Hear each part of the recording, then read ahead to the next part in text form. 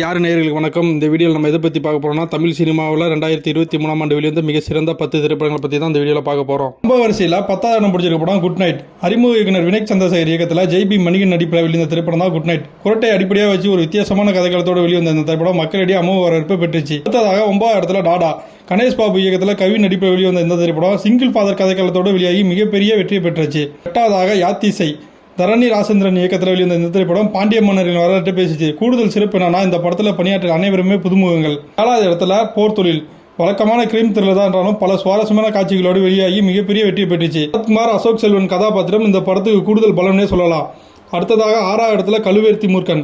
அறிமுக இயக்குனர் கௌதமராஜா இயக்கத்தில் அருள்நிதி நடிப்பில் வெளிவந்த இந்த திரைப்படம் தப்பு பண்ணால் அப்பாவை கூட இருந்தாலும் கழுவேத்தலாங்கிற ஸ்ட்ராங்கான கண்டோடு வெளிவந்து மிகப்பெரிய வெற்றி அடைஞ்சது. அடுத்ததாக 5வது இடத்துல சித்தா. அருண்குமார் இயக்கத்தில் சித்தார்த் நடிப்பில் வெளிவந்த இந்த திரைப்படம் குழந்தைகளுக்கு எதிராக நடக்கிற பாலியல் வன்கொடுமைகள் பற்றியும் அதோட சித்தப்பா மகளிடையான பாசத்தை மிகவும் சிறப்பாக இந்த படத்தில் காட்டியிருப்பாங்க. நம்ம லிஸ்ட்டில் 4வது இடம் பிடிச்சிருக்க திரைப்படம் அயோத்தி.